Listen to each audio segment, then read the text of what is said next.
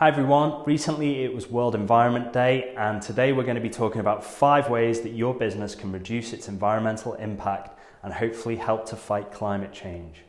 Hi, my name's Adam Sykes, founder of SwiftCase, the professional productivity platform, and today we're going to be talking about reducing your environmental impact and 5 ways that you can improve your business's operations in order to reduce that impact and hopefully help the planet.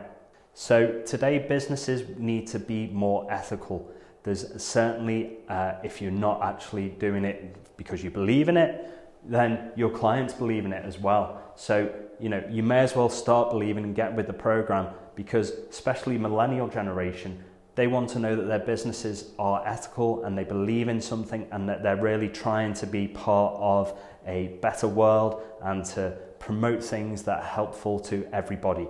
So one of those key issues that we face now today in the world is climate change, and especially the way that businesses operate can impact on the environment.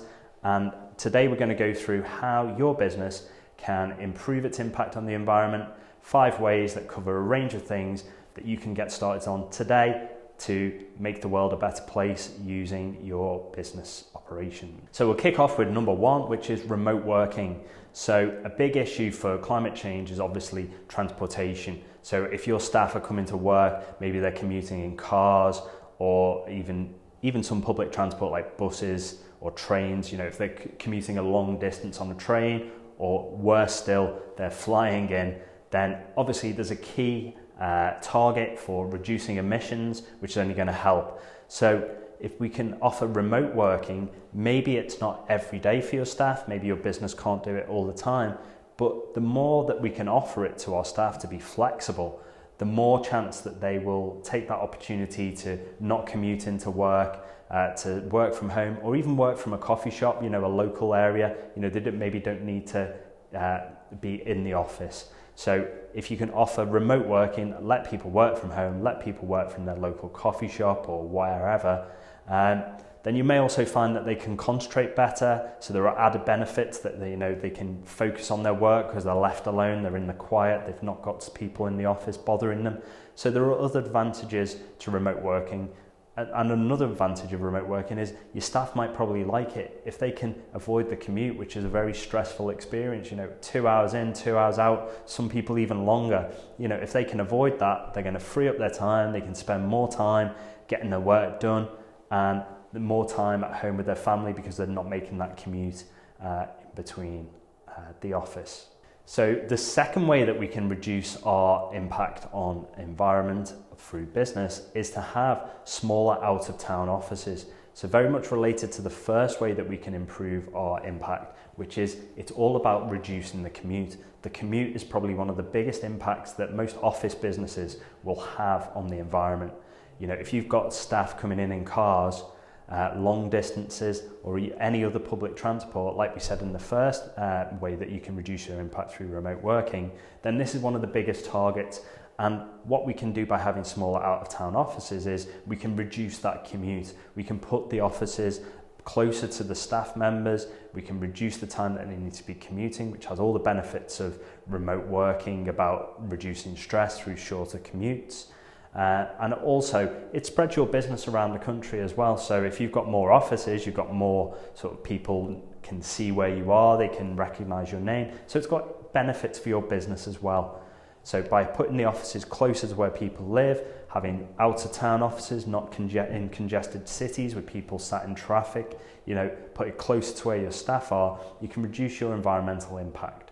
So the third way that you can reduce your environmental impact for your business is to encourage sustainable modes of transport. So when people are coming in, now that we've got them either remote working or they've got an office closer to their house, different types of transport opportunities open up, because if it's a closer journey, if it's a shorter journey to their house, from the office to the house and vice versa, then you open up the possibility of people walking to work, of people cycling to work, or maybe just getting a local bus, which is a bit of a smaller impact than obviously a long distance journey or a commute via car. So enable your staff to be able to use these various modes of sustainable transport. So offer bike racks, Look at investment opportunities where you can help people to own their own bike. Maybe it's a salary sacrifice scheme, or there's some other scheme that you can get involved with in your business where you can fund people to get bikes to help them to cycle to work. Provide the infrastructure, so have the bike racks, have places where people can come into the business through a different entrance, so they're not in a dangerous position if there's lots of if you work in a business with lots of heavy goods vehicles or vans or something and it's dangerous to cycle in. Provide a route for people to cycle into. Help people to be able to walk into work. Provide various ways that people can maybe, if they come in long distance, is there anywhere where they can have a shower, or is there a gym nearby where they can have a shower and you can maybe do a deal with, so your staff can kind of use the facilities of somewhere close by. All these sorts of things help people to use sustainable modes of transport and reduce your business's impact on the environment. So number 4 is have smarter meetings. So we've talked in the past a lot about cutting down meetings, but this one more related to having meetings that are not involving large commutes. So don't fly halfway across the world for a 30-minute meeting that can be done remotely with something like Zoom video conferencing. If you can video conference, then rather than actually traveling to an event or to a meeting, then try and use that as an option instead.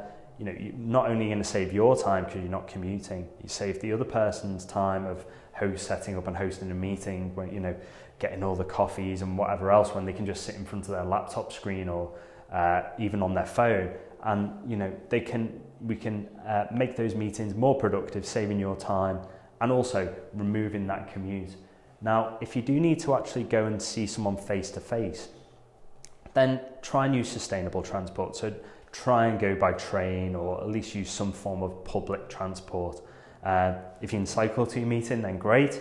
Obviously don't turn up all dishevelled and sweating at a meeting with a new client. But if there's a way that's only down the road and you can walk, think about these sort of different transport methods of getting to your meeting.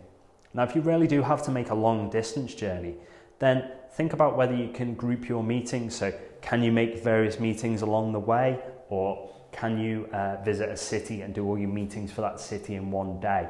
Maximize the use of the time that you've got in a city, so you're not jetting back and forth all over the place, having an impact with your emissions from the transport. If you're going to a meeting already, maybe suggest to the other people that you've got in that area, hey, I'm in the area anyway, why don't we meet up? So that enables you to have a reason why to go and meet your clients and to meet your prospects, because you're already in their area and you're just dropping by, and it helps to minimize your business impact on the environment. So the 5th way that your business can reduce its impact on the environment is to think about what you drink. So offices are terrible for single serving items regards to drinks and food. So does your office currently provide bottled water? Do you use those coffee pods, those little plastic pods that people are making a coffee and then they're throwing this pod away? Whatever you can do to reduce plastic is going to have a beneficial impact on the environment. So those coffee pods need to go. What you can look for is a reusable coffee pod. So we've got them in our office where it's a solid plastic reusable coffee pod that opens up with a little flip lid. You put your ground coffee in there, you close it up, you make your coffee and you wash it and you use it again. So you can still have the convenience of a coffee pod machine, but have a reusable coffee pod in order to make that coffee. If you're using bottled water, maybe move from, instead of individual bottled water, to one of those large water coolers, so that there's only one large bottle, and try and find somewhere where it can be, maybe cleaned and refilled and reused if there's a company that does that. Or maybe invest in one of those filter jugs or a filter system if your staff don't want to drink the tap water. Maybe you can have some filter jugs, put some fruit juice in them, have something a bit more different where you can just empty the jug at the end of the day, or whenever it needs refilling, and you're not going through lots and lots of plastic. Now, this same goes for, it's not just the drinks of the world, all the single serving sugars, salts, peppers, sauces. why not just get a bottle of sauce for the office? You know, you all work together with each other. Surely you can trust each other to share a bottle of sauce or a bottle of salt or, you know, a pepper grinder. You really need to have all these single serving sachets. So think about what you drink, what you consume in the office, and that's the fifth way that you can reduce your business's environmental impact. If you've got any other great ideas, drop them in the comments below. Hopefully these ideas are something that you can start using today in your business, and they've also got benefits for your business outside of helping the environment, so improving your productivity, saving your time, reducing stress on your staff, and potentially even reducing costs as you go from single serving to a larger serving container for some of your consumable food and drink. So hopefully this video has been helpful for you. My name is Adam Sykes, founder of SwiftCase, a professional productivity platform. Thank you for watching. If you like this video, don't forget to subscribe and click the bell icon to get notified when there's more videos like this.